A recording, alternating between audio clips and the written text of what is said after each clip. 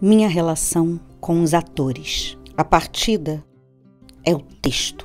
A partida é o texto. Cada diretor tem seu método de ensaio. E para cada diretor, cada texto conduz a um método de ensaio. Basicamente, tenho alguns procedimentos. 1.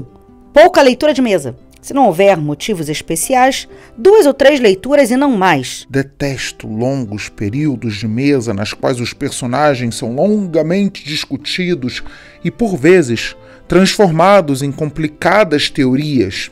Isso nada tem a ver com teatro. A palavra lida nada tem a ver com o teatro. O processo de ler um texto é opostamente diverso ao de representá-lo. Lendo seus papéis, atores podem fazer crer que interpretarão bem quando o farão pessimamente, que estarão péssimos em cena quando, depois de introjetadas as palavras, estarão excelentes. Podem dar a impressão de que estão entendendo tudo e não estar entendendo nada. Leitura é impostura. Conheço vários atores que insistem num longo período de leituras, alegando que não conseguem trabalhar de outra forma. É preciso reagir energicamente. Esses atores estão apenas se escondendo por detrás da eficiente muralha das palavras para não terem de trabalhar. Bobagem! Leitura é bobagem. É preciso tirar o papel da frente dos olhos dos atores. Enquanto o papel estiver lá, o teatro não começa. Mas então, como fazer? Temos de esperar até que o ator decore o papel para começar o trabalho? Esta é uma das ideias mais interessantes que tive sobre o teatro e gostaria de expô-la claramente. É preciso banir do dicionário do ator o verbo decorar. Decorar. Isso não existe. Trata-se de compreender e, portanto, introjetar. Compreender o quê? A lógica interna do texto. Não é preciso decorar as 80 páginas da peça. Basta decorar a primeira frase, a primeira ideia. A segunda deve decorrer da primeira, a terceira da segunda, e assim por diante até o fechar do pano. É sempre possível deduzir uma frase da anterior, exatamente como na matemática. Causa e efeito. A linguagem humana que o teatro mimetiza é racional. É uma linguagem de causa e efeito. E desta ocorrerá outra e assim por diante, até o final do discurso. Muitas vezes o processo é simplesmente racional e a frase seguinte é consequência, resposta ou reforço do significado da frase anterior. Mas, sem dúvida, outros tipos de estímulos podem gerá-la. Claro que, se estamos seguindo um raciocínio e de repente cai a parede da sala, este fato externo determina a nossa frase seguinte. O que dizem nossos interlocutores, se não estivermos surdos, influencia a nossa frase seguinte. Nem tudo se resume a palavras.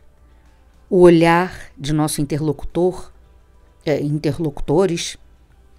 influenciará a frase seguinte. Também pode não ser nada de externo. Uma dor de cabeça súbita influenciará a nossa frase seguinte. Uma angústia inexplicada, uma recordação que vara o pensamento. Também esse tipo de coisa influenciará a frase seguinte.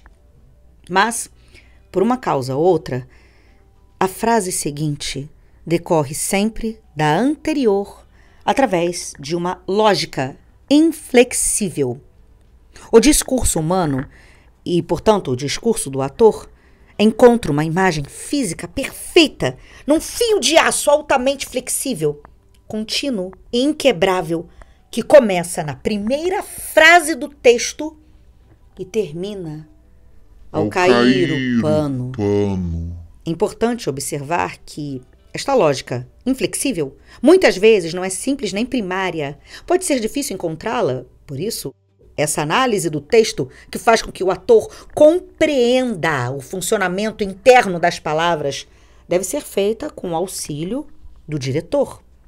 Para ser mais exato, este é o principal principal trabalho do diretor junto aos atores. Na segunda ou terceira leitura da peça inteira, declaro finalizada aquela etapa do ensaio. Marco para o dia seguinte, apenas com os atores presentes na primeira cena, ou outra qualquer que tenha sido escolhida para começar. Então, em torno de uma mesa ou não, proponho um jogo bem definido. Vamos juntos decorar as palavras. Daqui a 1 hora, esta é a proposta. Poderemos dizer, sem nenhum papel à frente e sem esforço, o texto da peça até o final da primeira cena. Um ou outro ator reclamará. Alegará que sempre teve má memória e que tem muita dificuldade em decorar. Além de não estar acostumado a fazer isso em conjunto, acha desagradável e constrangedor. Prefere decorar em casa, como sempre fez. Tento convencê-lo de que sei o que estou fazendo. Insisto que ele embarque comigo nesta experiência.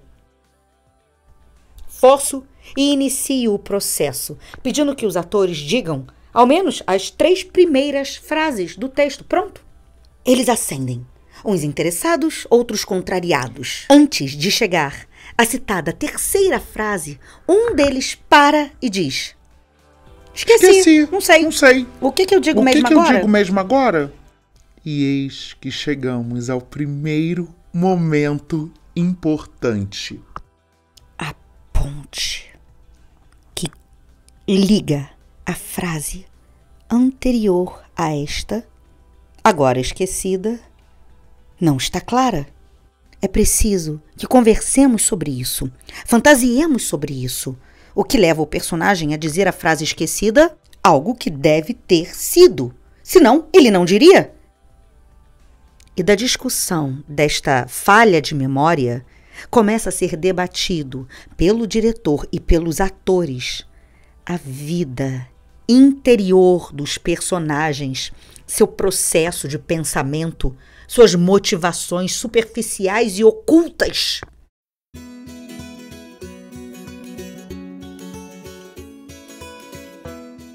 Não penso como você. Cada ser humano pensa de um modo diferente. Essas diferenças provêm de diferenças mais profundas e afloram no terreno da psicologia, da personalidade, da alma de cada um.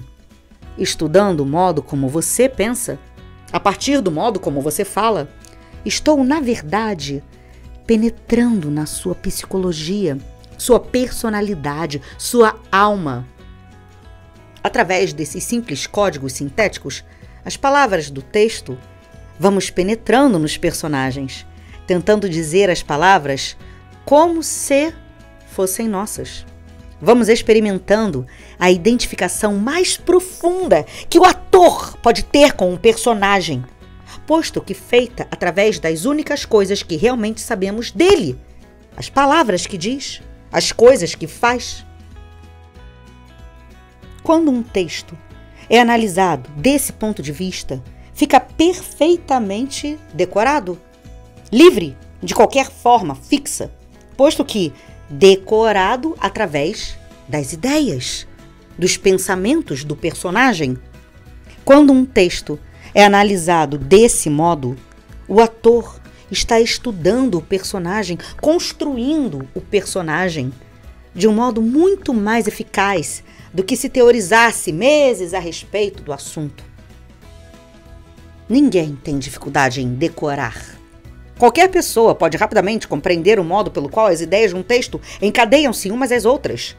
Pode-se, portanto, repeti-lo com facilidade e em tempo curto.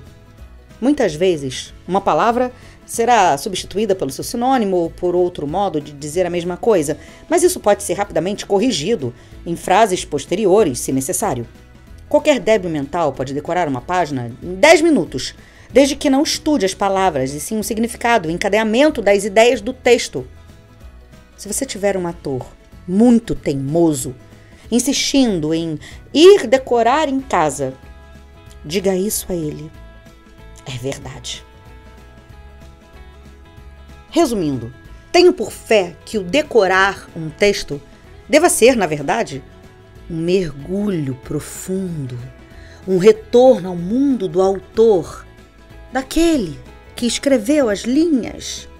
Quando o autor escreveu, não precisou decorar. Aquelas palavras saíram dele por algum motivo. Os atores devem tentar reproduzir o próprio processo de pensamento do autor.